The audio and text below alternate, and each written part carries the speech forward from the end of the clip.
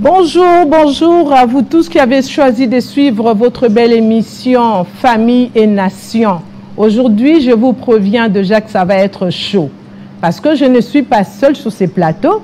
J'ai avec moi les grands serviteurs de Dieu qui nous ont appelés. Ils voulaient participer toujours dans le but de rendre cette belle émission merveilleuse au sein de ceux-là qui sont en train de nous suivre partout dans le monde.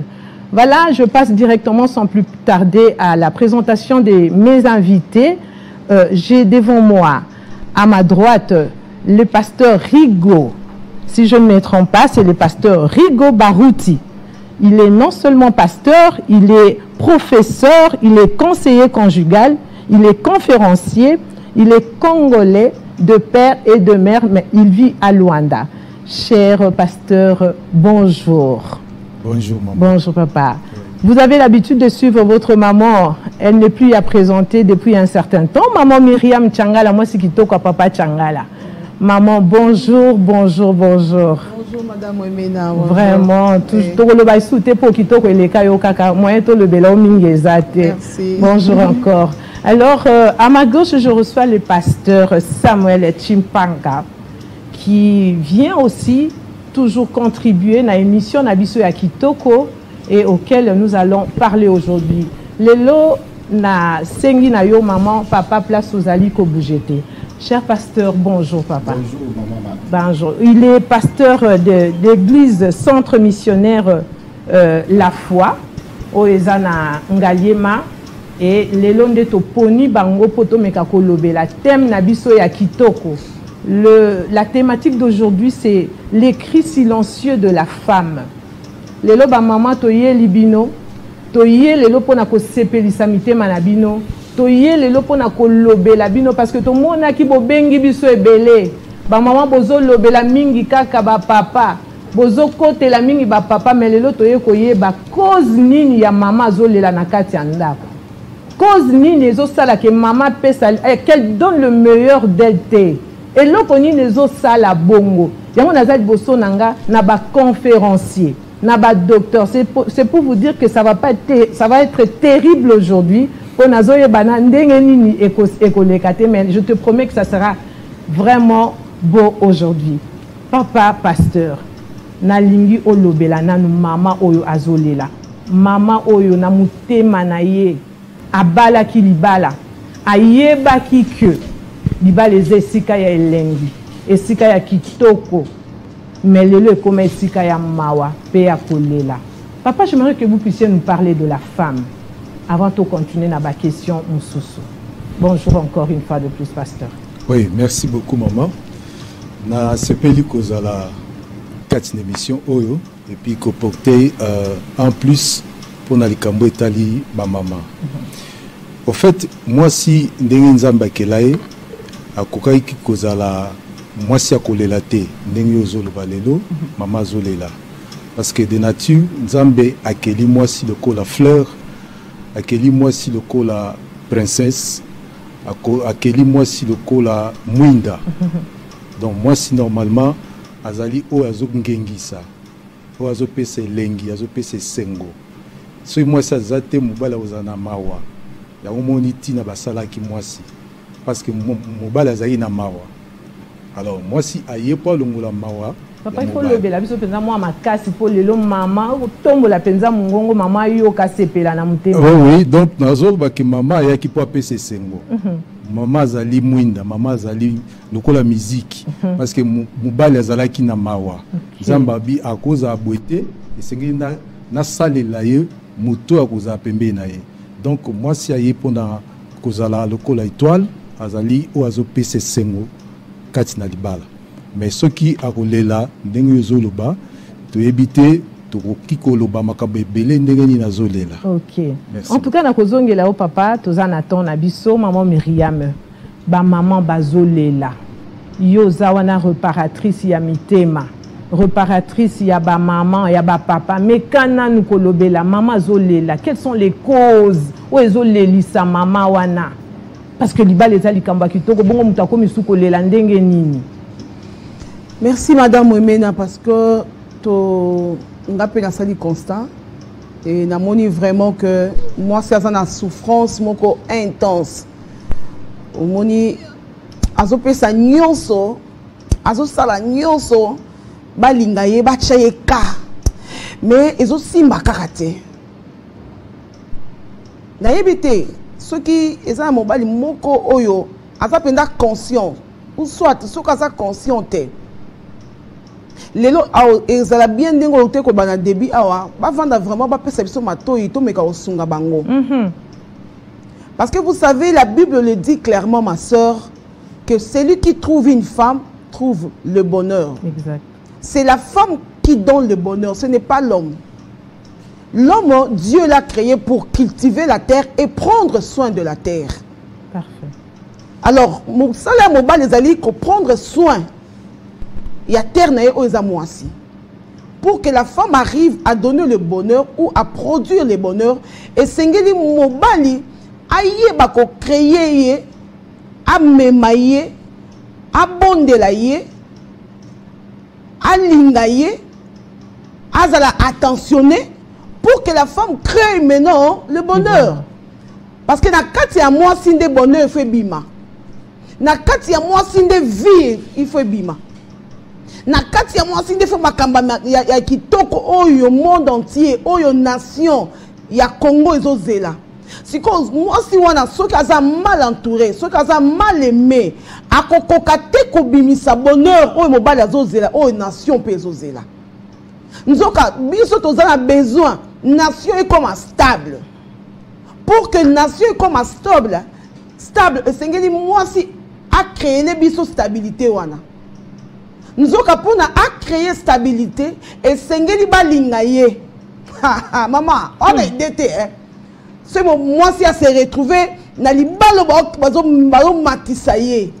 Ba lingaye a créé miracle. Maman Myriam na kozongela yo po yo tozaka na posaka ya koyoka kayo. Posa ko katozate Pasteur Samuel. Yebisa biso nini maman koki kosala pona bimisa le meilleur d'elle pour qu'elle puisse donner ce qu'elle a. Parce qu'azana posa pesa mais azomona vraiment terrain za malamu te pona ye. Mais quand on yebisa biso asala neti nini? Merci beaucoup maman Martine pour la question. Avant de faire sa réponse, il faut na bandela na ebandé. Exactement. La femme tant autant Bible le dit que au commencement Dieu créa l'homme, il est créa l'homme et la femme. Mais moi si azalekati ya mobali. Mais les jours où mobali azaki est moko, a constaté que banyama bazali moi si na mobali mais ye moko azakaka mobali aye ko luka désir ya kozala pe na moi si lolenge banyama bazape moi si na mobali. Nzambe aye ko comprendre d'ailleurs ko lalisa mobali abimisi kote katina ye. Mais tango mobali alalaki Nzambe abimisi moi si. Mais tango moi si mobali alamuki eloko moko elekadi mobali abami ko yemba mbala moko. Dieu ne lui a rien dit. Tango alambi voilà cette fois-ci l'os de mes os, la chair de ma chair. Ce qui veut dire oyo ezali chair na yo, oyo ezali côte na yo, moyen et bana ko souffrir ezate. Mais tu peux constater que avec le temps moi si abandi ko sala dini abandi ko souffrir. Souffrance ya moi si aliboso oyo ezakolelisa moi si ezali négligence oyo mobali ya komina ngwe ya nani ya moi si. Parce que lelo mobali abali moi si d'ailleurs très bien atie na ndaku au lieu a madoué moi soir au lieu a lingaye au lieu a sepelisa ye papa wana zotika ye akeko lukadini moi si bosusu tango akeko lukambo si bosusu e bandi osala ni abandi ko négliger ye moi si alingaka mobali azali attentionné o azana ye na tongo o azana na butu azana pe na ye na nini na moyi lo lenge bazaki Adam et Ève tango bazaki na kati ya jardin bazaki moi si la mobali chaque jour bazaki tabola ba ombi balé maman et puis même kolo baliaka mbuma wana balobaka moi si pesa karadi tore pas moi si OK moi si ndaliaka mbuma mais tango Satan azoloba na moi si mais mobali azaki wana bazaki ba ombi balé moi si peut azu aller mobali azotal il pouvait dire à ma femme non, à sa femme non maman ne touche pas mais yatiki pe a commis complice C'est pour dire que maman bako pese kaka toria bakambo nyonso ara po balatse yango nde boni lelo bako bikolo bakaka o nyonso kaka mwasi nde asalaka mais mobali pasaka ni complice yakati ya likambo. Je vous avais prévenu dès le début de cette émission que ça va être chaud parce que baza ba conférencier, je ne sais même pas comment nous allons faire parce que le temps vraiment est zali pewana, ça dit que baza bato ba lobaka. Et aujourd'hui maman, j'espère que là où tu es au Rolanda Bisso, papa, on dit que la femme est l'être faible. Peut-être na vulnérabilité na ye wana tende moi si mobali azo profiter nango. En tant qu'être faible, il faut profiter. Qu'est-ce qui se passe dans cela, papa? Mais quand on collobe la biso, pasteur.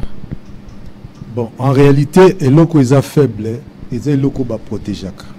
Ce qui moi si réellement est faible par rapport à la logique au Tikoloba, alors ils ont quoi lik.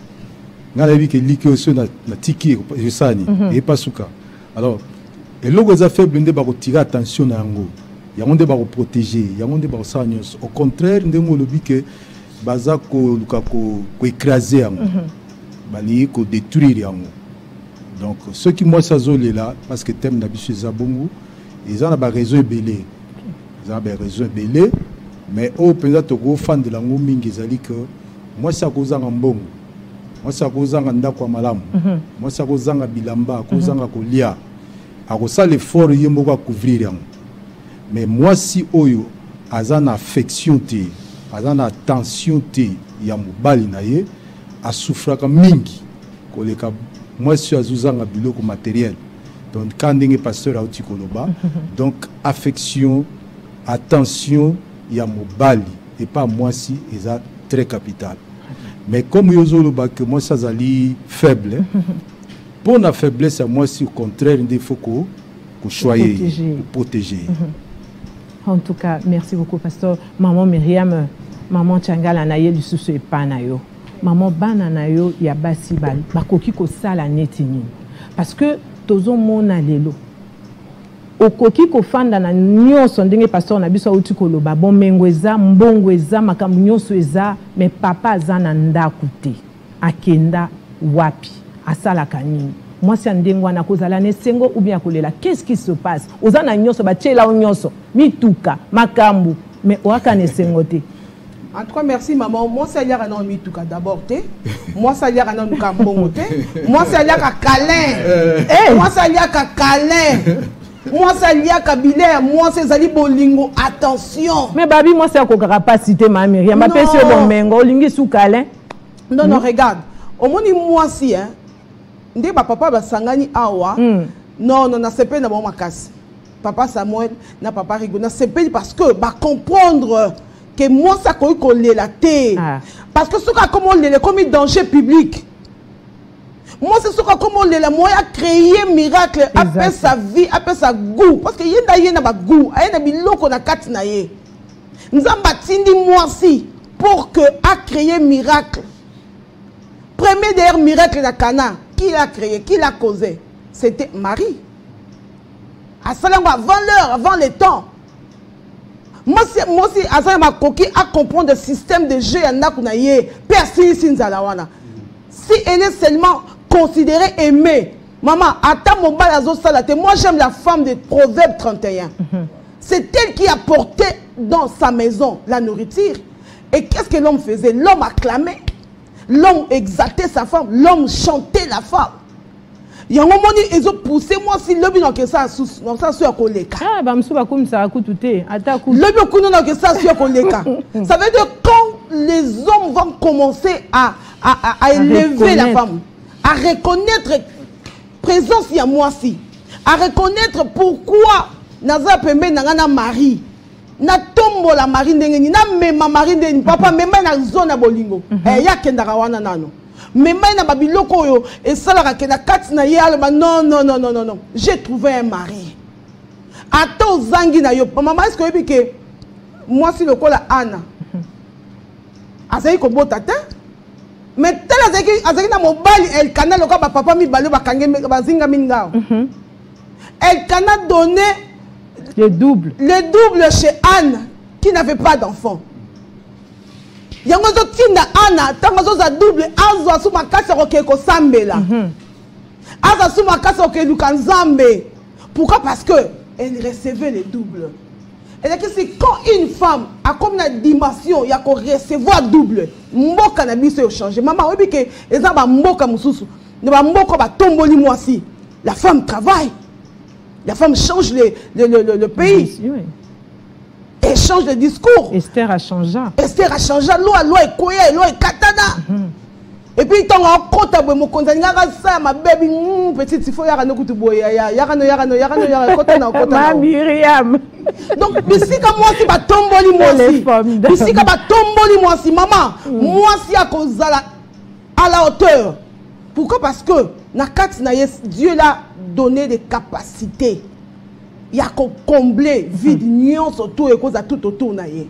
Moi, si j'ai un instinct à développer, kaka bisika oyo bazo reconnaître ye.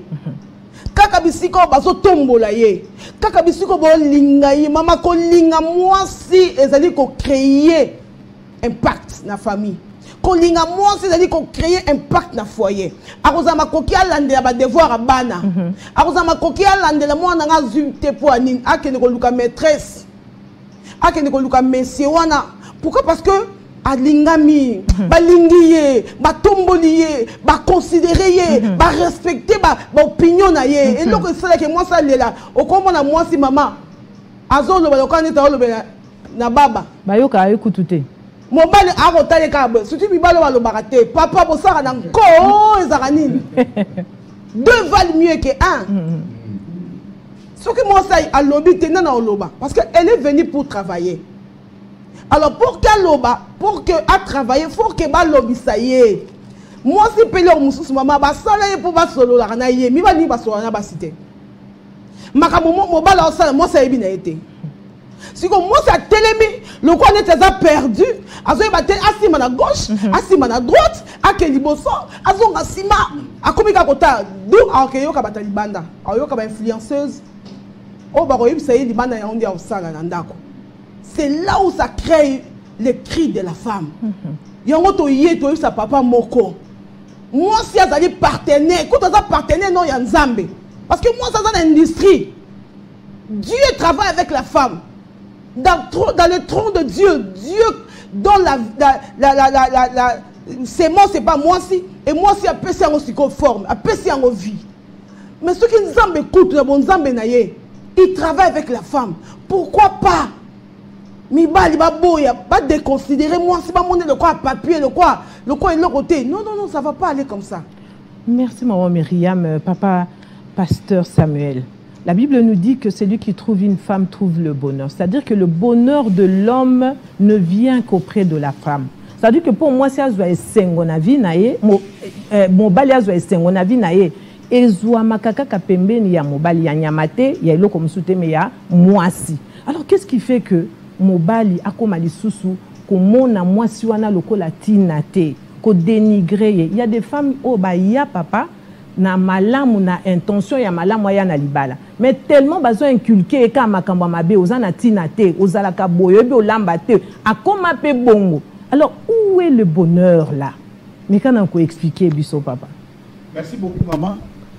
Ezana le kambomo ko na lo o bandela kinango o lobi ya la femme est un être faible. Par contre, moi je sais une seule chose que femme n'est pas un être faible. Pour la Bible dit que Dieu avait créé l'homme avec la poussière. Mais avec la femme, il a créé avec l'os. Or, la poussière et l'os sont des choses différentes. Entre poussière et os, c'est dur. Amen. Donc la femme, Aza muto aza makasi, aza faibleté. C'est pourquoi la Bible même dit, Dieu dit à la femme, tango balembuma, tango nzamba bandi kolobela bango, avec ça tes désirs seront tournés vers l'homme. Pourquoi la Bible dit ça? C'est pour que l'homme puisse aimer sa femme. La femme sera une bénédiction. La femme sera bonheur là où on l'aime. Parce que Bible moi ça azana droit ko lingate mobali nazana droit nini ya kolinga moi si asengna sala nini azala na soumission veut dire être soumission moi si azoya na mission et pas mobali asengna sala nini alingaye mais ce qui to komi na étape que moi si abandi kolinga, c'est fini. Alors il aurait fallu que Mobali, parce que la Bible le dit que tes désirs seront tournés vers l'homme, il fallait que Mobali a choisi moi si a bonde la ye, a battre la ye pour abimisa oignon zakati na ye. Aussi longtemps que moi si olingi était a obimisa o zakati na yete, que vous le voulez ou pas. OK de olinga ka basi bususu me basi wana, baza basi na yete le vrai moi si na moi si o nandako. Cette femme là, ce olingi est vraiment a obimisa oignon zakati na ye. So bobandaki na 1, boko matina 50. Si vous avez 50, beaucoup matin à 500. Si vous avez 500, beaucoup matin à 1 million. Parce que cette femme-là a été aimée. Mais ce que nous voyons aujourd'hui, c'est le travail du diable. Le diable a dit très bien que ceux qui m'ont dit, moi, si je bien, couple que ça va bien, interférence. Ceux qui n'ont pas l'interférence, c'est bandi kokota, makambo salinini, et kobeba. C'est pourquoi il faut l'homme. Ayamba moi si na ye. Donc la Bible le dit que les désirs de la femme seront tournés vers qui? Vers l'homme. Alors cet homme-là doit aimer sa femme. Mais tant que vous moi cité, moi ça bibisa onyo zakati na ye ezate. À ce moment-là moi je suis na ye belo côté. Ayebite parce qu'azo mona balingi na bango yete. Moi si alinga kabisa ça dini balingi. Ce qui olingi moi si na yo. C'est pourquoi les verset biblique au sur le lobby, la Bible dit que c'est lui qui trouve le bonheur, et trouve une femme, trouve le bonheur. La Bible n'a jamais dit que c'est lui qui trouve le mari. Non, la Bible n'a jamais dit que c'est lui qui trouve l'homme. Mais la Bible dit que c'est lui qui trouve une femme, trouve le bonheur. Ce qui veut dire que l'homme, quand il est seul, il n'est pas heureux. Ce n'est que quand cet homme-là a une femme dans sa vie, que le bonheur fait quoi? Commence. Et tous ceux-là qui font souffrir leur femme, ce qui veut dire que bonheur moi la carte dans la bango exact. Surtout ma pasteur, excusez-moi maman. Allez-y mon Myriam. Il faut attaquer ma pasteur. Je vous reçois pas seulement en qualité de pasteur mais aussi en qualité d'époux. Vous appelez Bali Yabatou mais tozo le belape bo le belana nous bis en tant que pasteur comment vous ça Myriam au coco expliquer nan biso. En tout cas na biso maman. Papa pasteur bazo mo ça ba maman passe.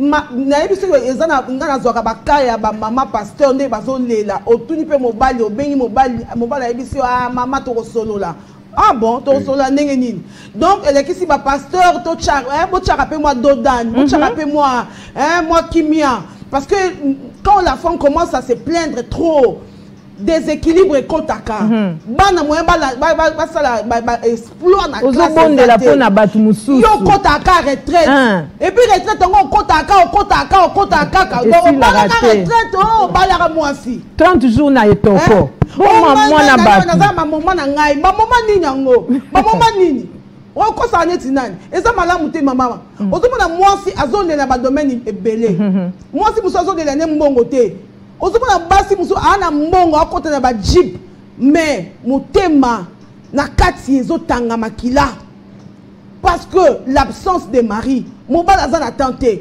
mobala zo préféré a kende ko sunga mabala ya batu mususu mais oya ye moko pasteur eza kata problème ya na crique mobala zo ke ko préféré a landa bandimi mais nzoka bana na ya landa bango te azolanda bandimi na tina ba église tina ba hôpital ba kote hôpital na manzangungu bo fungola matoi boyoka mami mondimi ya kote hôpital na manzangungu papa vanda na ngaba mais atiki mwasi na malade akela na elo on Bible le la charité même la bien ordonné même pas la Bible la charité pour qu'il commence par soi-même.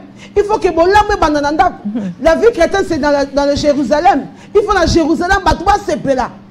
Kunande yeso ça a créé qui mapa batouba lié. Mais comment est-ce qu'on retire à moi si na yo azan a problème OK ko bonde la pola mondimi papa bosa malamuté. Basi na bino bazo se plaindre. Au moment la maman moi nazo que des classes était minerva les até mais papa zo a mbongo akipeta tol. Akiko betanga église. Akiko somba nini ba chevron, akiko somba ba madrier, akiko somba ba tol pour l'église. Mais ndako za nza. Wona to say nini? Est-ce que nzamba zo mona te que sur to semaine ndako nzamba oyoka? Est-ce que nzamba zo mona te que ngana olela ba Pauline ba mama do. Ba nana do. O yibu to esengo zo lela. Lelo to ya poto sunga ba mama nyonso tout. bayeba ke toza pona bango baba na na Jérusalem bango ba na ko yoba likambo yo baninga na bango pe basala papa toye pa na yo lelo papa pasteur ya solo mekali yo ka sete mama beti en tant que bino basali na nzambe négligence eleki na ba maman on dirait bomo na libande za malamu na kati na bino moto ezopela moto ezopela na bandaku na bino me bozo yeba te pama to commencer na Jérusalem si manango to kokende bisika musu papa expliquer na biso ba mama bazolela basala nini en tant que les femmes de mais quand on koloba bango loko za pasteur o expliquer na no ba pasteur musu lo lenge nini ba ko sala na basi na bango restaurant za la raté attends moi terrasse moi coin okena moi sino kuna ka milimu mabe hein attends moi restaurant milimu mabe papa mais quand on koloba biso bisika yo soka ba demo bon pasteur yokanga bayebisinga tosolanga biso na biso pasteur azape mobali à part qui pasteur azap mobali mais toyeba ke moi si selon révélation na kati ya Bible ya ndoto ya Joseph amonaki mama na ye lokola Sanza papa na ye lokola Moi. Alors Moi azo régner pas azo dominer na jour na Moi. Mais ce bouton commis et commis tout ya Sanza. Jamais Moi koya na butu, jamais Sanza koya na Moi. Mais bango somi bali baza important na temps na yango.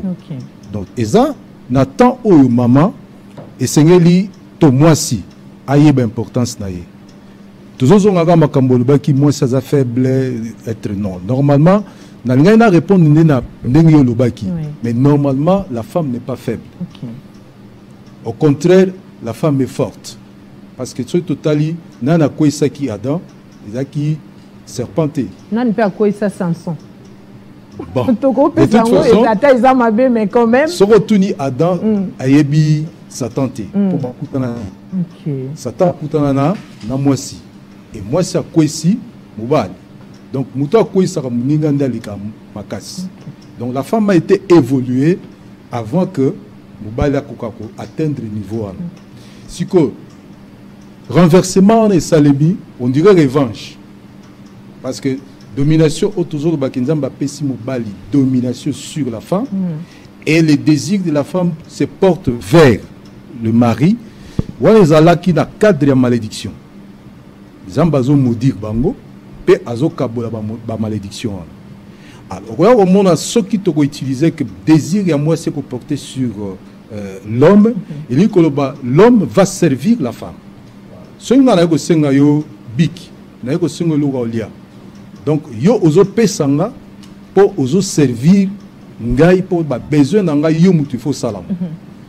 Ozo comprendre. Alors tant ngai yo komi ko servir nga automatiquement nga la komi likolo na. Donc pour dire que les femmes sont des reines. Les femmes sont des princesses. Il faut toujours soin na bango. L'homme qui maltraite sa femme, l'homme qui écrase sa femme, aza directement ko bimana ligne. Et puis azo boma bonheur na yemoko. Parce que moi ça obimisa biloko na ya kati, soka za mieux traité. Bible le dit que moi si mutu azali donneur ou donneuse de vie. La vie vient de la femme. Verset Zoloba que celui qui trouve la femme trouve le bonheur. Bonheur ce n'est pas l'argent. Bonheur c'est l'ensemble de tout ce qui est bien ou bon dans la vie. Et si cela vient de la femme, pour dire que après Dieu, c'est lui qui donne la vie, qui donne la richesse, qui donne peut-être tout ce que nous avons besoin, c'est la femme. Maman bête là non pasteur, vraiment. Merci vraiment. Alors, Nassilissa, pour dire que nous devons tout faire pour que la femme ne pleure pas. Parce que ce qui a l'élé, c'est quoi boumi mouinda. Ce qui a l'élé, c'est quoi kangi bonheur. Ce qui a l'élé, à kangi musique. Ce qui a l'élé, et pas c'est ça toujours. Comprendre. Alors, il faut que ça là, que même s'il faut aller plus loin, peut-être que nous peut permettre l'expression dans le bas. Jusqu'à Nambetu, moi ça roule là, mais Mbala au Foukama. Donc pour OCP, ça moi aussi, il faut Foukama. Pour IACP là, et ce qu'à CP là, des places où on a, yo bima okei nyonso kati na ye et tango ya osepela tu prends maintenant la vie qui est dans la femme et ça jusqu'au bonheur ya vie. Or ce qui n'embête tout est bien résolu kolela on est resouté. Voilà. Crie à moi si on est les souhaité parce qu'on l'a servi. 30 jours de jeûne, 30 jours de prière. Bon, 30 jours, c'est un ministère à Mobali. C'est un ministère, mais seulement qu'il faut pasteur, Oyeba Kabola. Oyeba qui Oyezatan ya Zambé, Oyezatan ya Ndako. Bible le dit celui qui ne sait pas prendre soin de sa maison, azali plus qu'un païen. Prendre soin de la maison, c'est-à-dire collaborer avec la femme. C'est traiter la femme avec honneur. Parce que moi, si je suis dans la cas, je suis biso kansane teza mobali. Pour moi, ça y est, aider mobali. En tout cas, esengo makasi ya ko continuer ko yo kabino metan on a biso pe komi ko kende pasteur.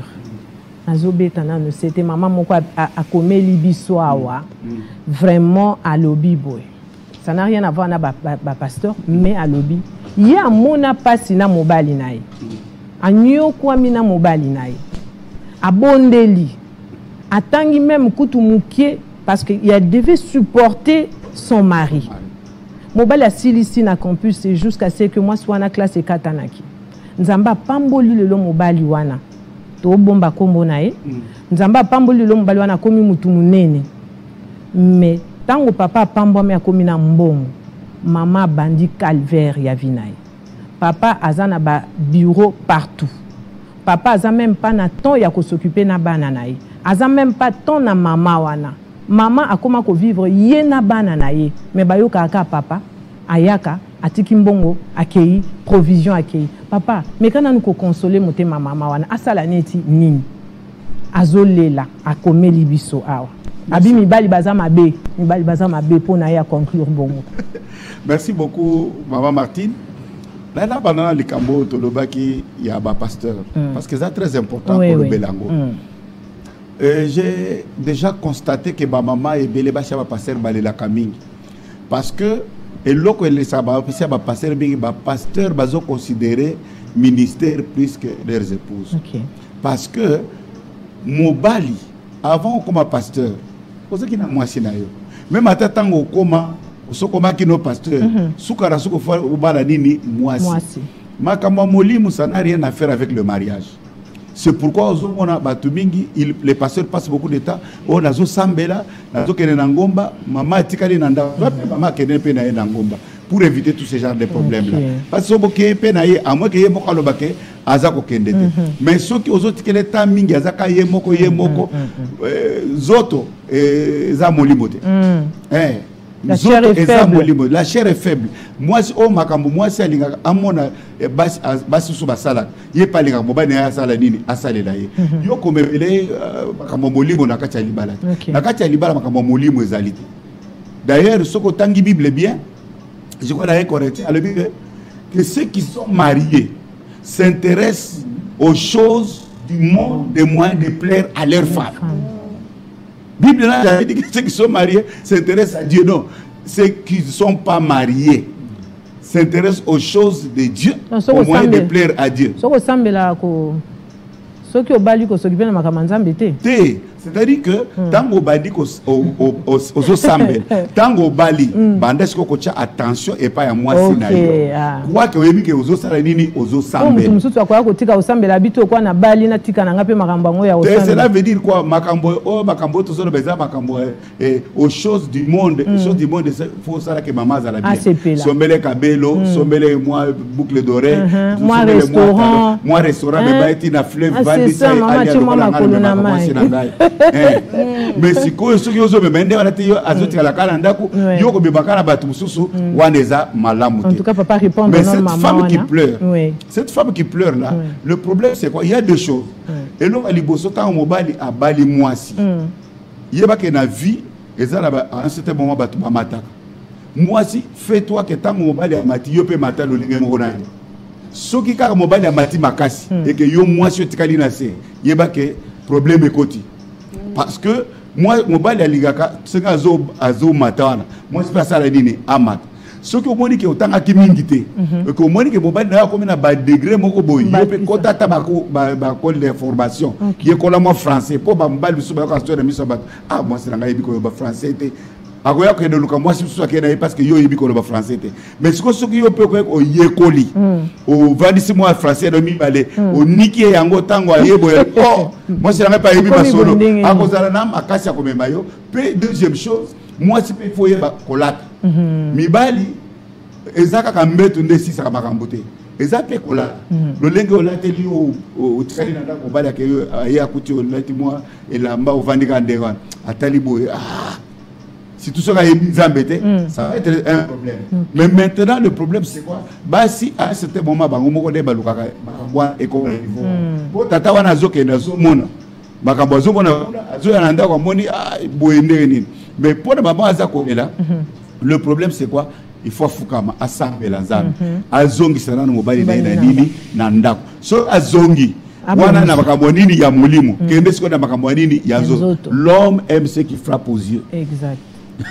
L'homme aime ce qui frappe aux yeux, c'est-à-dire que là tu peux moi blouse beaucoup de ya bien, là tu peux moi pantalon penayo ya bien, mobala ya lebi alléluia. Mais ce que yo ola ta moi liputa wana eza déjà na salité papa. Yango to bengi yo maman yaka na masikita numéro 2. Toza wana tozo formé ba maman botala ka ma Myriam Ndengazali. Botala ka nde toza. Ba maman boya na masikita numéro 2.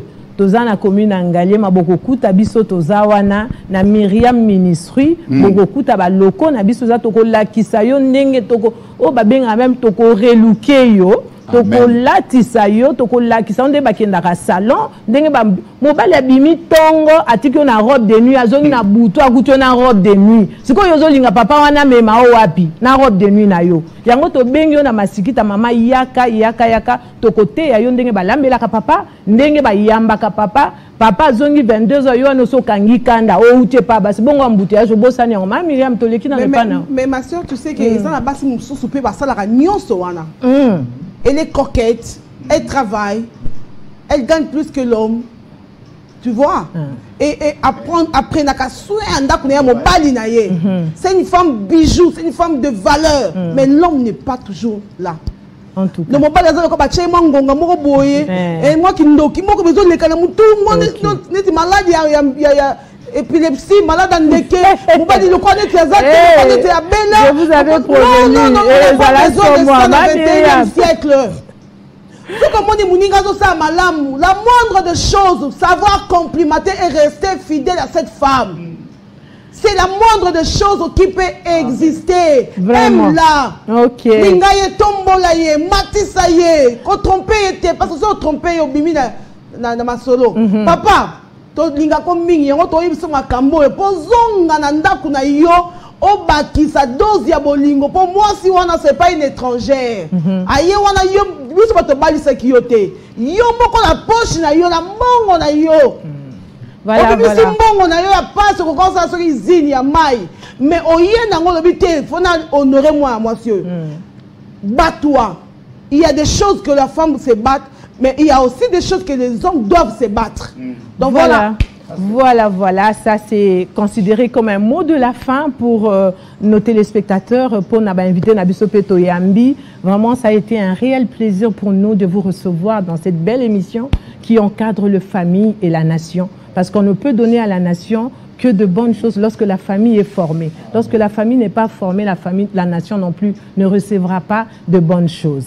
Voilà, que le Seigneur vous bénisse. Nzambe, Nabiso, Azala, Pierre, continue Kopambolabino. Et on se retrouve au prochain numéro de notre mission. Voilà, merci beaucoup, Pasteur Samuel, Maman Myriam et Pasteur Rigaud. Que le Seigneur vous bénisse.